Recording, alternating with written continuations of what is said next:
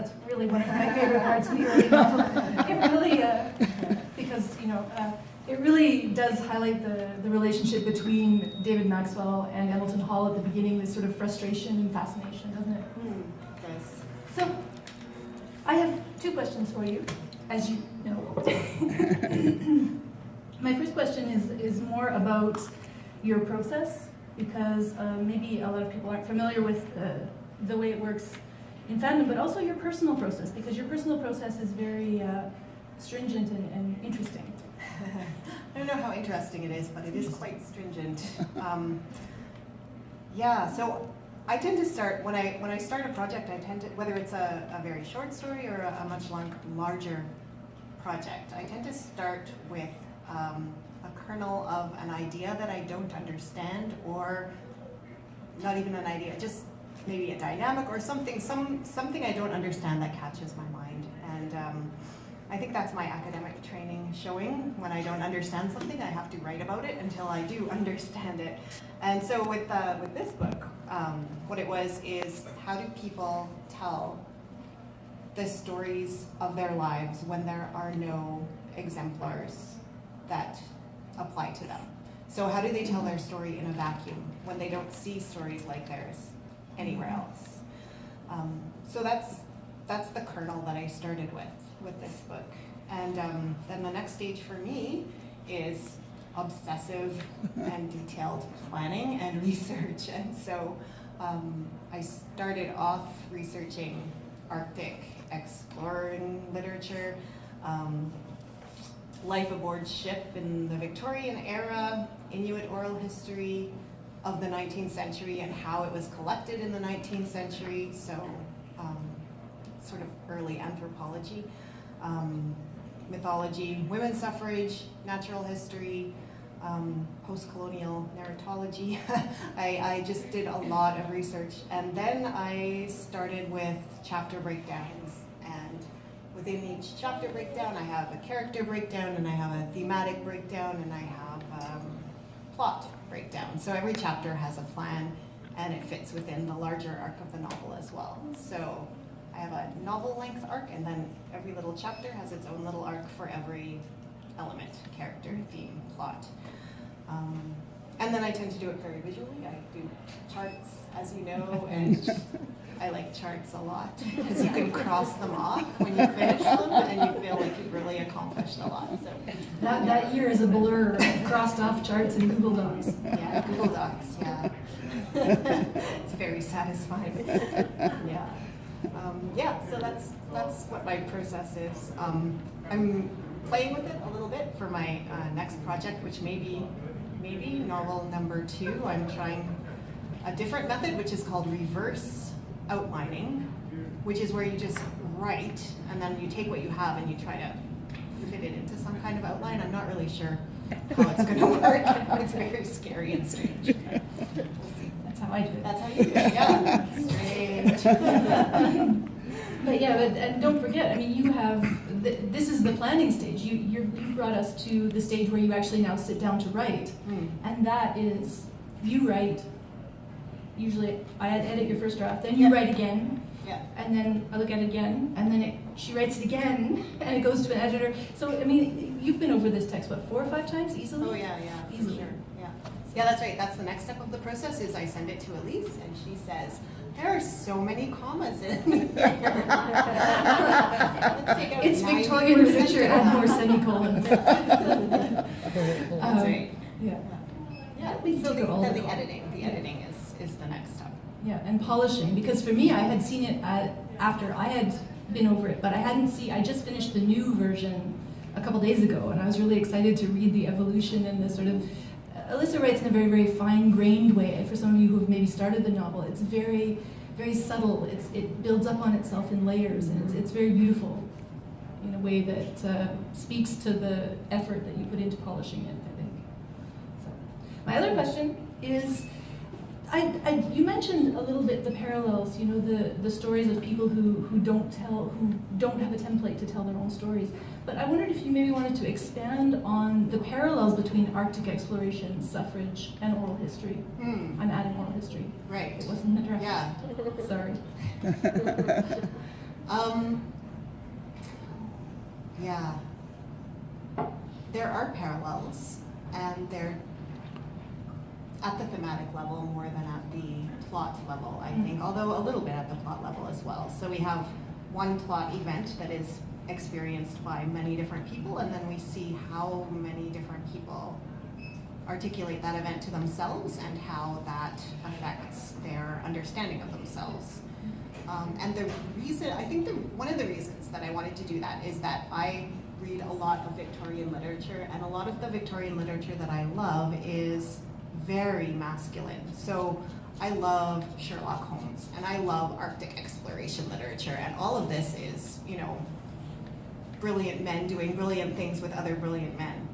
And as a woman reader, you project yourself into that story in the place of the male characters, right? You identify with them, and that's your place in the story.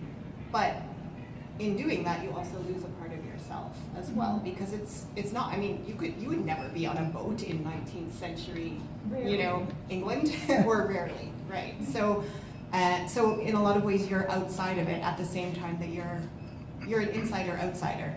And so I wanted to think about how Arctic exploration literature could be written from an insider perspective by these outside voices. So I wanted to include women in the story. And no, they're not on the boat, but they have a place in the story. And the Inuit people as well are not on the boat, but they certainly have their own responses to the things that happen to them when they encounter the explorers. So I wanted to look at ways for outsiders to become insiders in this narrative. So we can open up the floor to questions if people have questions. Why did you pick those two paragraphs? Good question. I picked the two sections that I decided to read. I picked them because I wanted to pick the funny one, when the guy buries himself in the rotting whale. It was kind of funny. And then I wanted to also show some of the writing from the women. So I picked the second one for that. Can you talk about this fandom thing? Yes, you can. I can. Right, how nerdy do I want to admit to being in public? Let's see. Okay, so Elyssa and I met because we both really love the show Sherlock, the BBC TV show Sherlock. So we both went onto the internet separately and discovered these huge online forums where people just talk about Sherlock and have theories about it and share pictures and write fiction about it and draw art about it, and communities build up around it that are they're rooted in the source material, but then they grow into something else as well. And so out of that, we started writing. Academic at first. We were an Academic academic paper. We did first. I have met more female academics through my fandom participation than I have in any other context. Yeah. So, and it's a very nurturing community, like you mentioned that, but the goal is not to show the creations to the creators of the show. The goal is to create a community where everyone makes something and then someone says, oh, that's so neat, let me make something related to that, or can I help you make that? And oh, let's get inspired by this, and oh, and so it's an incredibly fertile. I mean, people often think of fandom as, you know, derivative or imitative, but in fact, it sparks some of the most creative things I've ever done. Mm-hmm. Absolutely, and I mean, this publishing house grew out of it, and I worked with 2 professional editors in conjunction with fandom, and it's as well as academics. We did a full panel at a literature and environment conference this year. Elyssa was in absentia, but you contributed a paper. We did 3 papers about fan fiction and the environment and the relationship between fan creations and interaction with environmental theory and practice.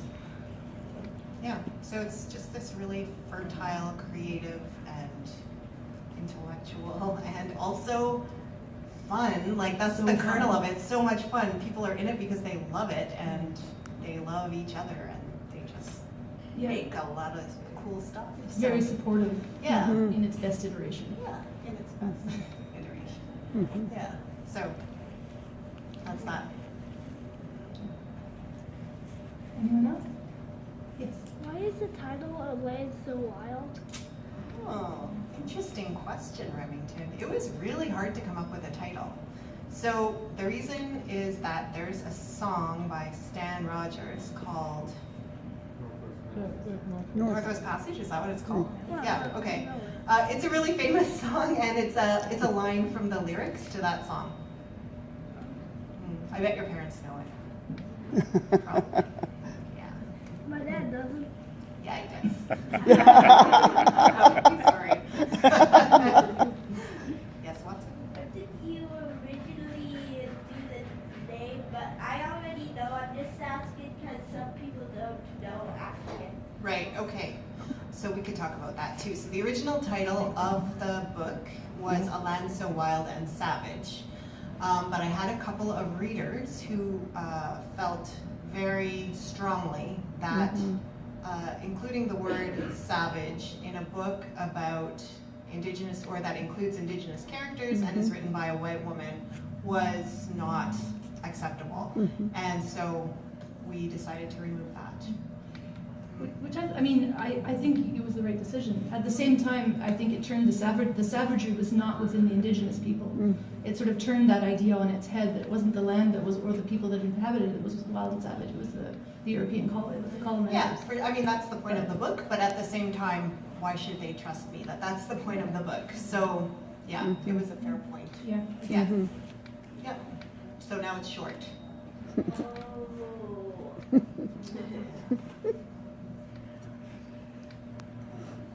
Would anyone else like to ask a question or make a comment or?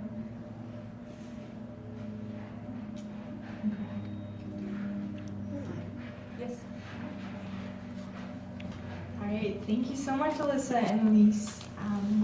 We'll now be moving along to our signing portion of the evening, so feel free to approach the signing table, get a book signed, or ask questions personally if you think any later. We just ask that you take the books to the cash desk and pay for them before you leave. I will also be removing some of the chairs. This is not to rush you along, it's just to make it a little easier to move around. So thank you all for coming and have a wonderful evening. Thank you.